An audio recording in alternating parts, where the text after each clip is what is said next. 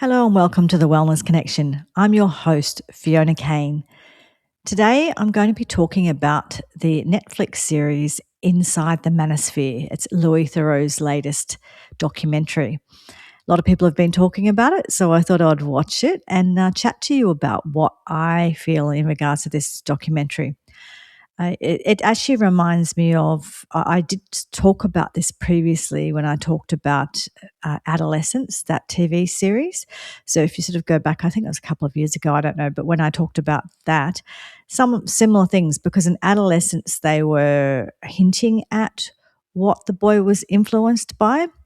And this series is where they're actually just going through and actually looking at these influences. So anyway, so the Manosphere influences, essentially the manosphere is referring to this group of male influencers who, the ones that he showed in this and the ones that are I suppose, look, what am I trying to say? In all of podcasting, the internet, influencers and all of that sort of stuff, there's a whole range of people. And of course there's extremes, right? So this is really focusing on the extremes. So there's a lot of podcasters who aim at male audiences or speak to male audiences who are giving really good advice, and saying the other way around, people who aim at female audiences, all that jazz. But then there are ones who are they're on the extremes, and he was referring to the ones that are a little bit more, well, much more on the extremes here. And so he was essentially talking about this group of male influencers who, a lot of things start with a level of truth in that these guys are selling success. And what they're doing is they're saying to young men, don't sit around waiting for luck to happen for you or for life to just serve you or give you what you need. If you want to be successful, if you want to be do well in life, you have to go out and make it happen. Great. Excellent. So, so a lot of these things, it starts at a basic truth that's actually a really good truth. And they were talking to sort of some of the fans of the influencers, and this is the stuff that they were saying. They were saying it in very particular speak that influencer had used, but they were essentially saying, I want to do well and I can't sit around feeling sorry for myself. I've got to make it happen. So, from that point of view, a lot of things, like I said, they started a basic truth and a basic good. That's a good thing. They want to make it happen. It's just what that looks like. That is the issue, or who you're listening to in regards to who you're getting advice from in regards to this. These particular influencers that Louis was talking to, they seem to all sell courses and things, and a lot of them sell the Tate courses, the Tate Brothers courses, and so a lot of it seems to be, well, if you join my what's the group, what's Signal Group or whatever it is, you join the group, you pay to join the group, you pay, I don't know, $49 a month or something like that, and you get all sorts of advice. And I suppose they can say things within those groups that they can't say as much online in public, but it seems to be like all about residual incomes that they're going to get as well from these influencers. If they get hundreds of thousands of fans and they get these fans all to pay the $49 a month, they get a percentage of that, right? And so they're making money off these kids. And also some of them have like investment things. If you put in, I think Louis put in like £500 in the beginning. If you put in £500 into this investment thing and follow my instructions of how to invest, you'll make lots of money. And I think at the end of it, he had 190 or something, but that's that kind of stuff. So they seem to be they are making money off these young people, and not just the money that they're actually paying for those sorts of services. It's more the money they're making from the clicks and the ads and all of the revenues that they get from social media or all the platforms, right?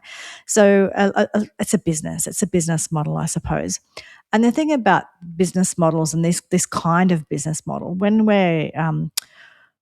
we are online, like me as well, like all of us, anyone who's online who's doing a podcast or doing YouTube or, trying to get attention in some way or trying to get traction in some way, there's rewards for certain types of behavior online. So there are absolute rewards for being controversial or, there just is. And so you can see that I've talked about it before in regards to audience capture as well, that when you realize the thing that works, you keep doing the thing that works. And so what can happen is we can, and I think that happens a lot with like with political and podcasters and social commentators, where we find that people reward us because we talk about a certain topic, so then we talk about that a lot more. That's particularly well, you see it a lot when people start talking about the Jews did this and the Jews did that and they're responsible for everything. They get a lot of reward for that, and then they just seem to go down that rabbit hole and off they go. So there is a lot of reward for certain topics or being controversial, whatever. And so these young influencers, they've got what I would say is terrible attitudes towards women. And again, they start from a truth place, as in, I don't think there's anything wrong with the fact that I think societies work well when there's a certain level of traditional roles. That, obviously women do make good nurturers and carers and mothers, men breadwinners, and that's great. It doesn't mean that you can't change that up and, women can't be breadwinners and men can't be nurturers and all of that sort of stuff. But I feel like, I don't think the 50s housewife thing is necessarily ideal. We don't want to go back to that, of course. But at the same time, we've gone to the point where we're completely rejecting everything about what was good about being homemakers, that sort of thing. So, they're sort of starting from that point of view, saying, hey, look, if we revert back to, when things were a bit more simple, that, families will do better and all that kind of stuff. So they're kind of starting from that place, but then they're perverting it, and it's not good where they go with it. But ultimately, they have learned that if they say lots of things that make men feel better and make men feel good, that they'll do well. And so what they do is they say a lot of horrible things about women, essentially. But the thing is, too, though, when you do look at this, the problem is, okay, we look at the manosphere and we look at the problems with the manosphere, but we won't do, and there are problems with it. Don't get me wrong. There are definite problems with it. I don't like the idea that any young men are listening to a lot of these influencers. It's really, really nasty stuff. So I am not trying to defend these guys at all. However, as a society at the moment, we won't talk about the other side of it, like the female influencers and some of what they do, and how, just as much as the men in the manosphere have, promote misogyny, the other way around, the women in the woman's sphere, whatever you call that, they promote misandry, right? They hate men. So yeah, I think as a society at some point we've got to just sort of, rather than kind of just look at these manosphere people, it's like, well, where do they come from? Why are they there? What's the vacuum that brought them there? And let's, and what's happening on the other side of things that might be pushing this as well. So I think we just need to sort of come at this with more balance, because what these men are reacting to is this whole these years and years and years of, masculinity is toxic and blah, blah, blah. And the problem with the fact that we've taken away roles and we kind of go, anyone can do anything and there's no such thing as gender and we're all the same, and girl boss, we can do everything, blah, blah, blah. The problem with that in the extreme, which is kind of what we've done now, is that a lot of men feel like they don't have roles, they don't have a place, and so they're feeling quite lost, and that's part of what's leading to this. Also, it's perfectly okay to show a lot of hate towards men. It's very normal and very natural, and it's happening all of the time. And so they're kind of reacting to that as well. They're kind of going, well, why is it okay to hate on us? And so they're responding to that. And, you can argue the same on the other side. And the problem is we can argue till the cows come home. Let's maybe just have a better way of approaching this, where we work together, as opposed to, these are all, men are all just, men are all useless and women are girl bosses and we're better and blah, blah, blah. How about men are good at certain things, women are good at certain things. Some people are good at both or the other, and that's fine as well. Let's work together, make it happen, right? Let's just come together with all of our unique skills and make society work and make the world work. That's probably a better way of approaching it overall. But anyway, so there's things that these young men. It was like one of them was like live casting for 7 hours at a time with them, just following him around. He was in where was he? He was in Spain somewhere, Ibiza or something like that. I don't know. And he was just causing trouble, and he was like getting people to come and meet them and then beating them up. And supposedly these people were bad people, but I don't know. It's kind of like beating them up for clicks or whatever. I think there's courts and things. There's a law for that. So they're obviously just getting up to a lot of trouble. And look, I suppose it's a sort of thing, like a young gang of men roaming around drunk on a Friday night kind of thing. It used to be, it's that, right? But it's that on steroids, because they've got money, they've got clicks, they're getting lots of attention for doing it online, and they're reaching millions of people rather than the people just in the neighborhood that they would have been in before. So it's nothing new from that point of view that, men, testosterone, whatever, have a few drinks, get up to no good. But this is just doing it as a job, really, doing it as a way of, as an income and as a job and as a role. And it's very clear too when you see these men, when you kind of saw a little bit more of the slightly more behind the scenes or slightly more relaxed versions of them, they weren't quite as sure of themselves as they make out that they are. They obviously had women in their lives who had a certain amount of say about things as well. And, a lot of it's a facade. A lot of it's just, it's made up for the cameras, right? So these men are getting paid for this job of playing the controversial man who, He-Man kind of role. They're getting rewarded and paid for that. And, in our society now with young people, when they interview young people about, what do you want to do when you get older? What do you want to be when you get older?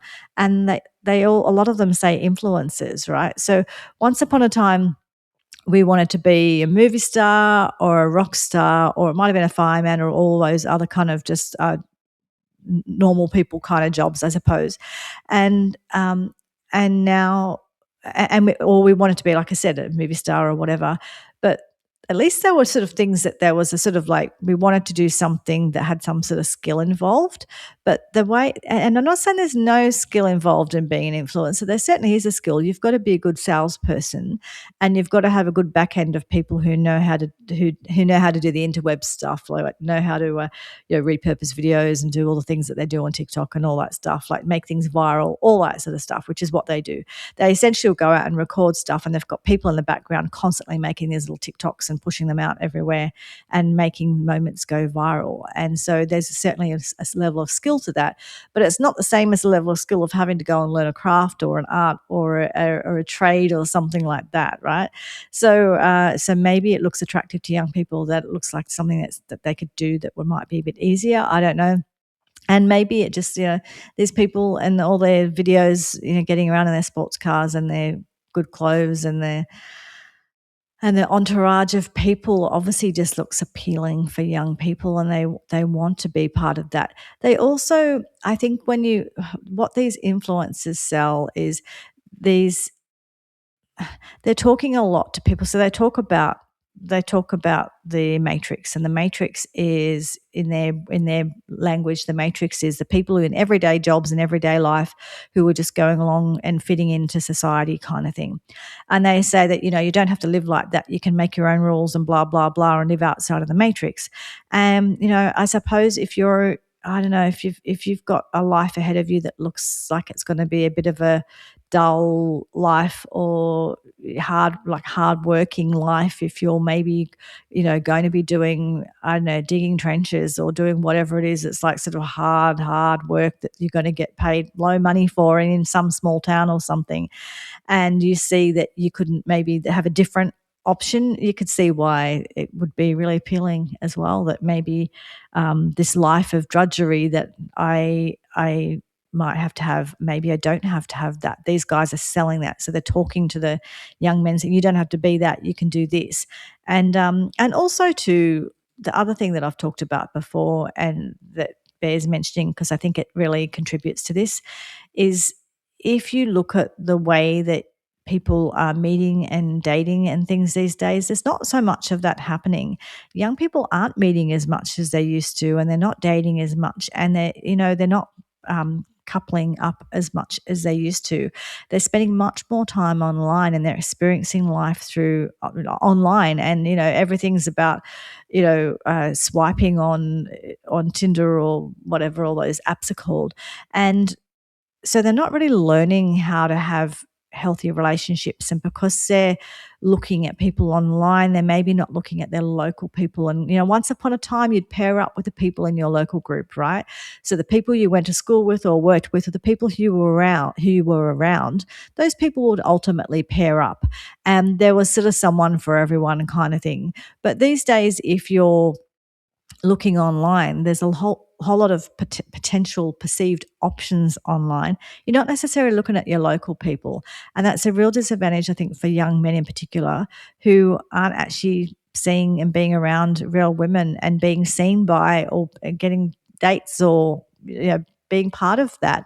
And I think that also is making those young men feel quite left out and quite angry. And that's part of what draws them to these sort of communities as well. So then when the influencers say, well, you can be like us and then you can control the women, and these these women will do as they're told and know their place, and you'll get all these hot women who will do whatever you like, that kind of stuff. It's probably quite appealing to people who feel a bit angry that they're being rejected. They feel like they've been rejected by women. So there's probably some of that playing into this as well. What Louis does also bring up, even though he doesn't talk a lot about why they're doing this, he does sort of start to hint at, he's noticed a bit of a pattern, which is a lot of them have had sort of past where they've had some sort of trauma of whether it be abuse or just not having father figures around, surprise, surprise. So that there's these men sort of like who've been really hurt by situations in their life and felt really vulnerable. It's not unusual for people who, when they've felt really vulnerable and when they've been really hurt, to turn around and sort of create a really kind of hard outer shell and to sort of lash out so that no one can hurt them anymore. And this is kind of what that whole facade of, like I'm a he-man and I'm tough and I control my world and my woman does what, she says, what I say that she should do, and I'm tough and strong and all of that kind of stuff, and rich and, basically invulnerable. It's like no one can harm me now. And that's what a lot of these men, that's the way that they that's their persona. And then when a couple of different times throughout the series when Louis, not series, the movie, when Louis just questioned different things, you could sort of see it crumbling slightly, and they didn't like it whenever they felt vulnerable, they would lash out or withdraw and get away from him and then lash out. Well, yeah, what they would normally do, not lash out to him because there's online warrior type thing. What they would do is they would withdraw from him and then lash out online about him. So it's interesting that you could see whenever he made them feel vulnerable, they lashed out at him, and calling him, saying he was associated with. I won't use the word on here because again, there's those words that YouTube gets upset about, but it sounds a bit like PDF file and things like that, right? So when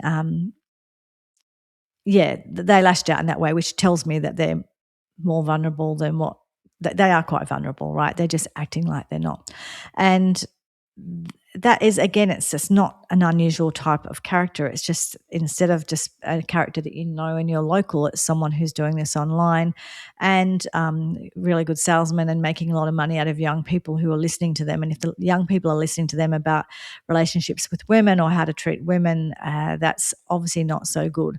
And some of these he didn't talk about. Didn't show these influencers last night, but there certainly are influencers who are very obsessed with their looks as well, like male influencers. And these ones are telling young men that they need to, what's the part? I think they sort of tell them that like the size of like between their nose and their mouth, is it called the friend? But anyway, that measurement it controls your success in life and things like that, encouraging them to have all sorts of surgeries. So there's that side of it too that's they didn't show last night. It wasn't really about that, but yeah. Anyway, that there's a lot of stuff online that's really negative for men and for women, and I think it is worth talking about what is going on with these young men. Why are they in this situation? The young men who are following them as well. I mean, and I think it is a big part of it is a lack of dads around, a lack of positive influence from males, and there's all sorts of reasons for that that I'm not going to go into in this episode because it's too much to talk about, too many aspects there. So not having the dads around is a really negative thing. I think not having the male role models is really not good for these young men. Also, like I said before, I think our online world where we're not actually having relationships with individuals, we're not learning to get to know people as people, and I think that just basic society is lacking basic values. I think that our society throwing a lot of basic sort of probably healthy Christian values out of the window and saying that anything goes and not having boundaries and not having, safe spaces and boundaries. And safe spaces, I don't mean safe spaces in like, oh, I'm triggered snowflake, I need a safe space. I mean more like safe spaces as in children do need boundaries. They need boundaries to feel safe so that they can test the boundaries and grow up and become strong. That's what I'm talking about, a safety in that way, safety in healthy boundaries to help people become strong, not safety in protecting someone from hurty feelings, not talking about that. But because we don't have that as much anymore in our society, I think that that's really, and we have less purpose, and because there's so much changing in the world, jobs are changing and relationships are changing and dating's changing and AI's come along, and a lot of people are going to be useless and they're going to need to find different ways of making money. There's a lot of change happening, right? And I think that all of that change is contributing to this, people feeling vulnerable and people lashing out. I think that women have been lashing out at men for a long time. Men are lashing back, and I don't think it's healthy. I think that we need to find common ground, and I think all of this only meeting people online is not healthy. The other interesting thing about these influencers or this manosphere people is their weird relationship with. It's kind of weird because they've got this codependent relationship with these women who are kind of like the OnlyFans type models. Well, for anyone who isn't in this who isn't in this space, they call themselves OnlyFans models, but essentially that's porn, right? They sell themselves online and different levels of membership and all of that sort of stuff as pornography, but they call themselves OnlyFans models, and they have this weird relationship where they like to have these kind of girls hanging around the pool around them and making them look good, and often they actually, one of their business models is actually to own the homes that these girls make all the content in, or own the webcam service that these girls all work for, or it's like some sort of business model around basically these girls making porn online, and at the same time they're hating on these girls and saying how they're, you know, all of the language that people use around that type of girl, right? Really negatively, treating them badly and treating them like they're nothing. And you see it. There's a type of podcast. There's two different podcasts I've seen do this. So the one they showed on this is called Fresh and Fit, I think. The other one I think is called the Whatever podcast, and they'll have these types of girls on the podcast, and the types of girls who, when they ask them name three countries, they can't name three countries, right? And then they'll use that as their, well, I told you that women were stupid, like kind of thing, you're right. And so it's kind of like they have this weird symbiotic relationship where they're both content creators, and so they both need clicks and likes and subscribers and all of that. So they work together. So the women who know they're hated by these men and treated really badly by these men will want to work with them because they also make a lot of money by working with these men and get a lot of clicks and likes and all the rest of it. And I don't know. It's this weird relationship that they have where they, yeah, weird bedfellows, put it that way, where they work together. So that's another sort of strange kind of thing that I noticed in this particular special, is that, yeah, this weird sort of symbiotic relationship that they have with each other. The other thing that one other thing that people are complaining about a lot is there was one scene where this man's looking around, I think it was in Miami, and sort of saying, "Look at all of this, men did it all." And yes and no. Like, well, women actually birthed all those men, so women were part of that. But women have invented stuff as well. But you can look at, like, I get it when men sort of do the thing where they say women wouldn't survive without men because we're the ones that keep all this going. Well, they're right, because they're the ones that are down in the sewers and up in the skyscrapers building them, and when the SES are out rescuing things, and there's been a storm and they're fixing wires and stuff. It's largely men that do those jobs. I'm not saying women don't either. I'm just saying it's largely men. They do make our society work in that way. But again, like I said, it's like women do a whole bunch of stuff too, and we're part of it, and it all just works together. They can do that because we're looking after other things. So it's not kind of just one or the other. But it does. I read something in where I was looking at. Here you go, news.com.au. I just by Lauren Robinson, and she talked about this, and I thought, she was responding to them saying that men did all this and men make all of this, and she was saying what women do as well. And she's absolutely right, and she's talking about what women have invented. And she explains how the actress Hedy Lamarr, well, she created the backbone of Wi-Fi. So apparently the technology that formed the basis for Wi-Fi, GPS, and Bluetooth, she invented those, which is, I think, pretty impressive. So during World War II, she co-invented frequency hopping technology alongside composer George Antheil to prevent Nazi forces from jamming Allied torpedo signals. So, it's good on her. And there are women, apparently a woman created the windscreen wiper, dishwashers.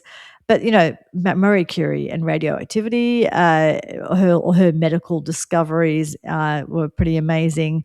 Apparently there's women involved in things like CCT, caller ID, lots of things.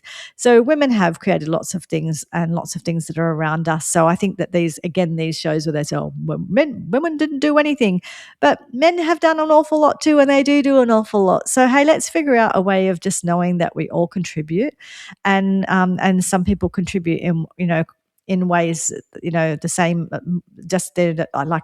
Look, I can't do the same thing as what a lot of men can do, but some women can, and that's great. And the same the other way around. A lot of men can't do things that women can do. Some men can. That's great as well.